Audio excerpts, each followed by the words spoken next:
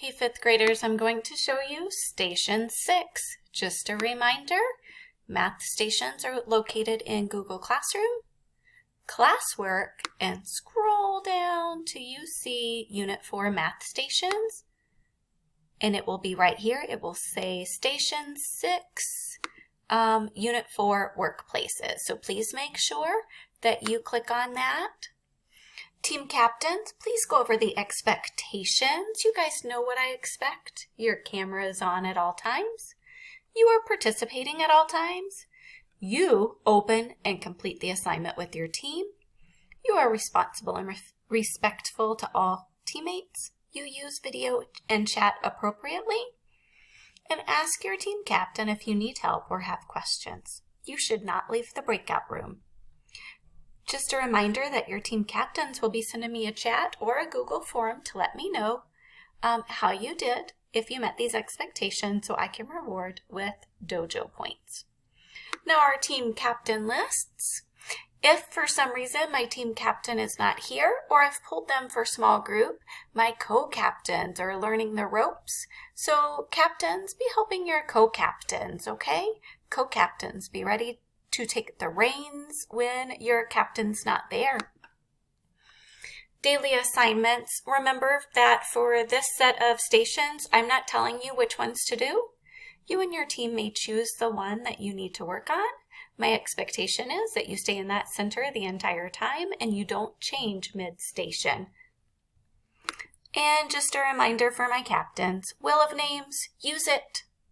Copy and paste it into your web browser and use it to call on your teammates. Teammates, you should be ready to answer.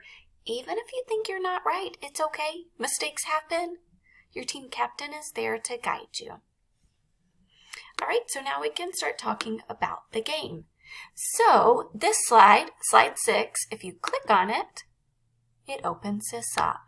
So team captains, you are going to display your screen.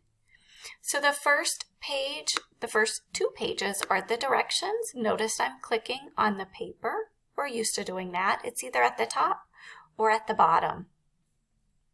The first 2 pages are directions. The third one is how you play the game. So team captains, you're going to have to decide how to sort your team into groups. Player 1 and player 2. So maybe you want to have boys versus girls, or however you guys want to do this is fine. But I'm going to go ahead and get my pen ready to write and model this game, okay? So first thing you do is you click to choose more or less. It lands on more. So I'm going to circle more. Now player 1 now chooses 3 cards. 1, 2, and 3. I have 6. There we go. 6, comma, 9, comma, and 8. Now I need to arrange those to try to make the largest product that I can.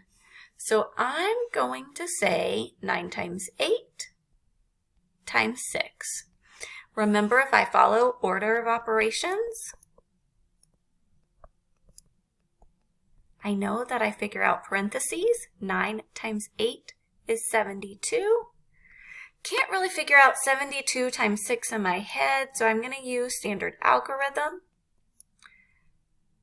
2 times 6 is 12. 2, regroup. 7 times 6 is 42, plus 1 is 43. So 72 times 6 is 432. I showed my work right there. Now it's player 2's turn. So player 2, whoever that is on your team, you can even spin the wheel to figure out who it is. They're going to choose their 3 cards. 2, 10, 5. They would write their 3 cards down. I'm going to choose a different color. So I've got 2, 10, and 5. Again, we're trying to get the biggest number. So I'm going to arrange it in a way that gives me the biggest number, 10 times 5 times 2. 10 times 5 is 50. 50 times 2 is 100. And I need to show my work, however you choose to do it, if it's area model, if it's partial product, however you choose to do it. With this one, I could even show repeated addition on 50 times 2, however you choose to do your work. Now I have to look. I have 432 and 100. So team player 1 gets a point. We would continue playing like that for these two, okay? Team captains, make sure to use wheel of names to call.